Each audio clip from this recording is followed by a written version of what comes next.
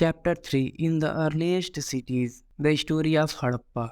Very often, old buildings have a story to tell. Nearly 150 years ago, when railway lines were being laid down for the first time in Punjab, engineers stumbled upon the site of Harappa in present-day Pakistan. To them, it seemed like a mound that was a rich source of ready-made, high-quality bricks. So they carried off thousands of bricks from the walls of the old buildings of the city to build railway lines. Many of buildings were completely destroyed. Then, about 80 years ago, archaeologists found the site and realized that this was one of the oldest cities in the subcontinent.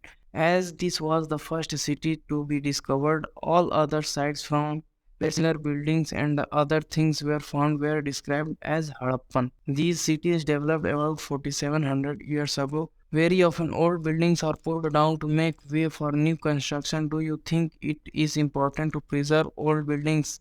What was special about these buildings? Many of these cities were divided into two or more parts. Usually, the part of the west was smaller but higher. Archaeologists describe this as the citadel. Generally, the part of the east was larger but lower.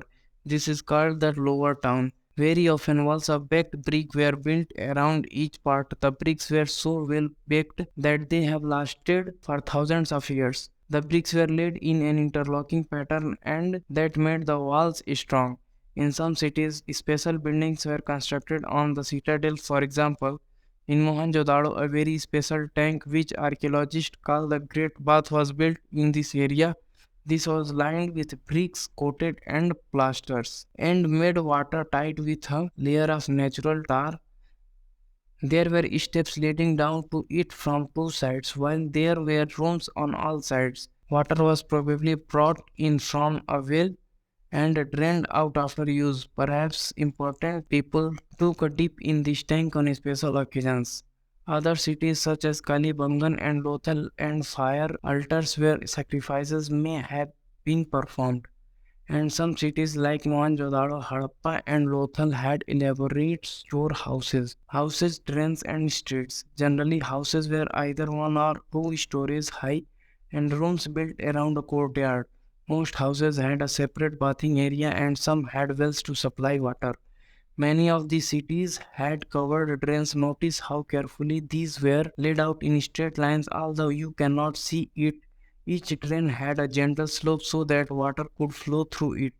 Very often, drains in houses were connected to those on the streets, and smaller drains led into bigger ones. As the drains were covered, inspection holes were provided at intervals to clean them. All three houses, drains, and streets were probably planned and built at the same time. List at least two differences between the houses described here and those that you studied about in chapter 2. Life in the city. A Harappan city was a very busy place. There were people who planned the construction of special buildings in the city. These were probably the rulers. It is likely that the rulers sent people to distant lands to get metal, precious stones, and other things that they wanted.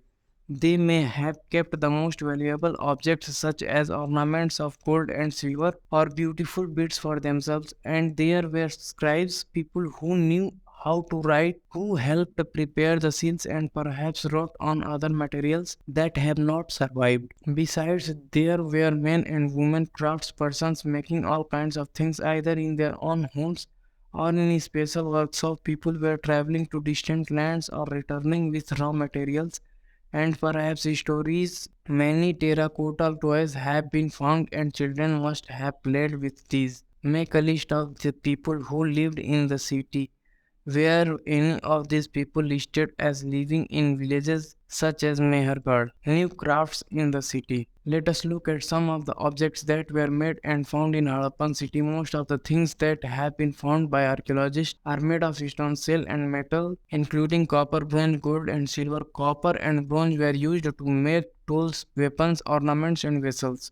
Gold and silver were used to make ornaments and vessels. Perhaps the most striking finds are those of beads, weights, and blades. The Harappans also made seals out of the stone. These are generally rectangular. See illustration on page 27, and usually have an animal carved on them. The Harappans also made pots with beautiful black designs such as the one shown on page 6. Was metal used in the villages you learnt about in chapter 2? Was stone used to make beds? Cotton was probably grown at Mehalgarh from about 7,000 years ago. Actual pieces of cloth were found attached to the lid of a silver vase and some copper objects at Mohenjo-daro. Archaeologists have also found spindle wheels, fans. Unlike stone or silk that are found naturally, fans is a material that is artificially produced. A gum was used to shape and sand or powdered quartz into an object. The object were the glazed, resulting in a shiny, glassy surface.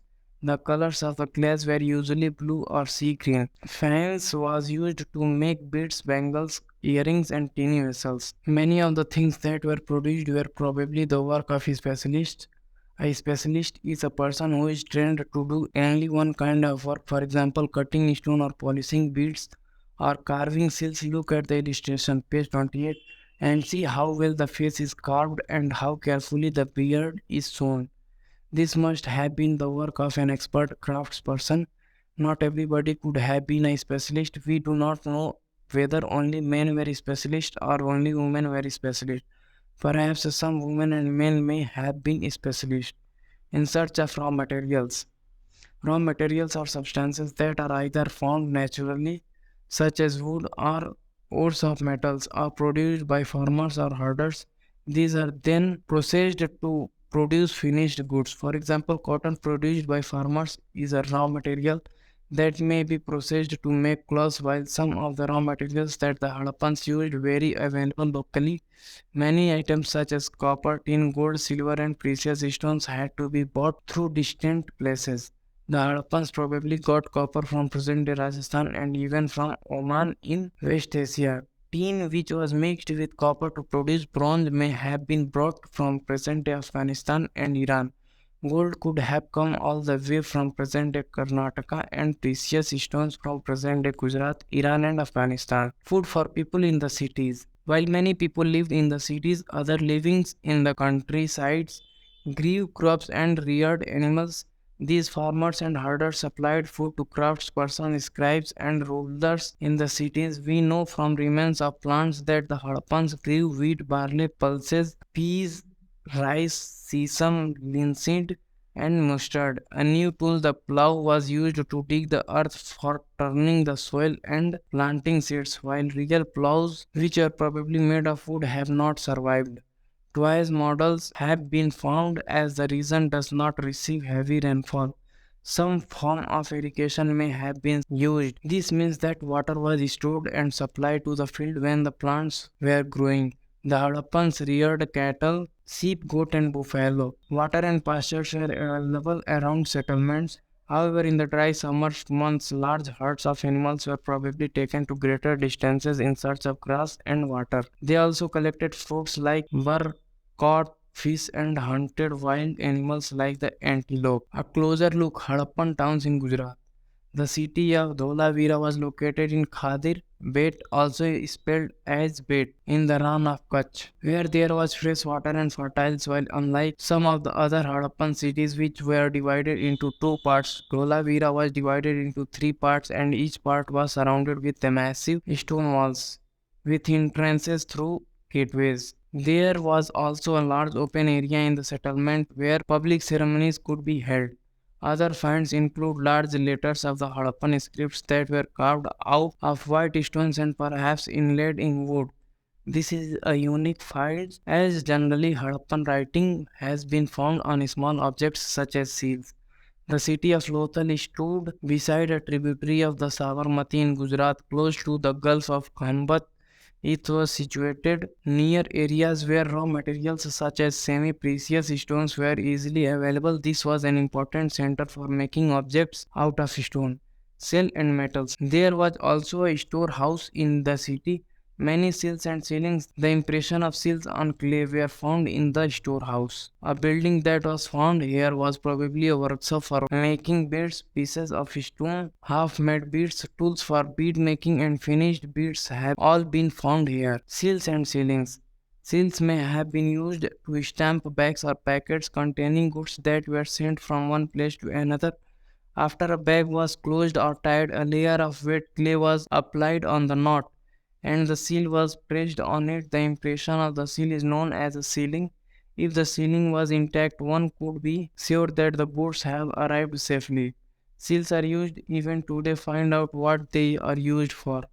The mystery of the end. Around 3900 years ago, we find the beginning of a major change. People stopped living in many of the cities. Writing seals and weights were no longer used. Raw materials brought from long distances became rare.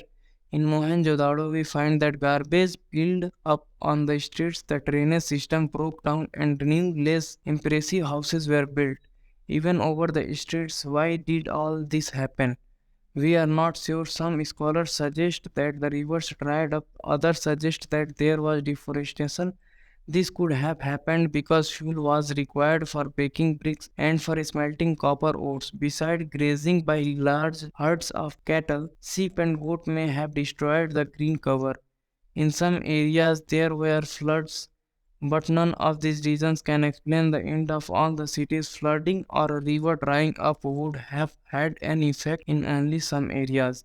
It appears as if the rulers lost control. In any case, the effect of the change are quite clear. Sites in Sindh and West Punjab, present Pakistan, was abandoned, while many people moved into newer, smaller settlements to the east and the south. New cities emerged about 1400 years later. You will read about them in chapter 5 and 8.